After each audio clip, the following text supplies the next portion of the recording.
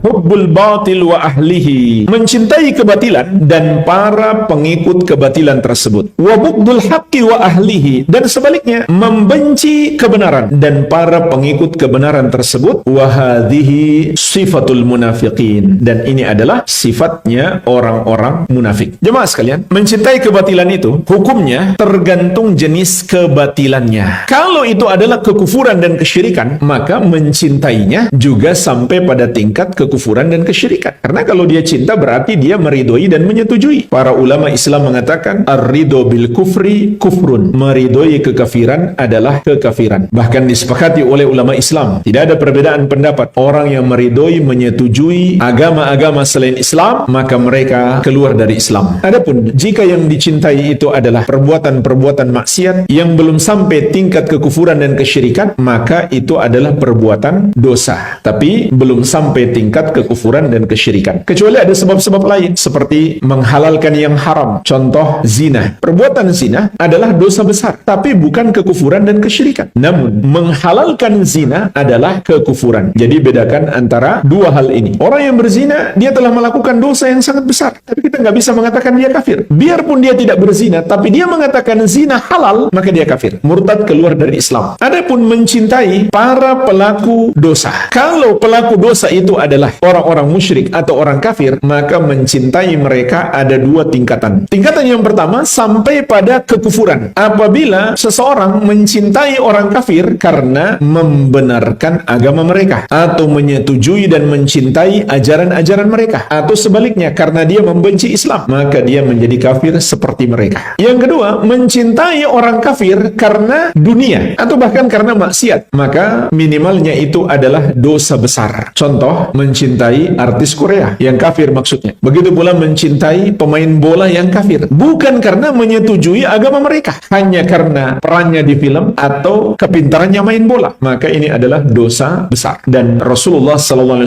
memberi ancaman keras, al-mar'u ma'aman ahabba, seseorang itu kelak akan dibangkitkan di hari kiamat bersama orang yang dia cintai. Maukah kita dibangkitkan bersama orang-orang kafir? Habis semua film-film mereka, habis semua sepak bola mereka, kalau sudah di akhirat nggak ada gunanya lagi. Maka kalau kita mencintai Rasulullah SAW, para sahabat, para ulama, dan orang-orang soleh, insya Allah kita akan dibangkitkan bersama mereka. Sedangkan membenci kebenaran, maksudnya adalah membenci ajaran Islam, dan ini adalah kekufuran. Ajaran Islam apapun itu, kalau itu ajaran Islam, membencinya adalah kekufuran. Hanya saja ulama menerangkan, membenci itu ada dua macam, membenci kepada syariat dan membenci karena tabiat. Sebagaimana firman Allah Subhanahu wa taala, kutiba alaikumul qital wa huwa kurhul lakum, diwajibkan atas kamu berperang, berjihad di jalan Allah, meskipun berperang itu kamu benci. Tabiat manusia membenci perang, tapi membenci syariat berjihad membatalkan keislaman. Biarpun dia pergi berjihad, tapi dalam hatinya dia benci syariat berjihad, dia bukan muslim lagi. Sebagaimana firman Allah Subhanahu wa taala, dzalika bi annahum karihu ma anzalallah fa ahbata a'malahum. Yang demikian itu Allah sesatkan mereka karena mereka membenci ajaran yang Allah turunkan, maka Allah menghapuskan amalan mereka.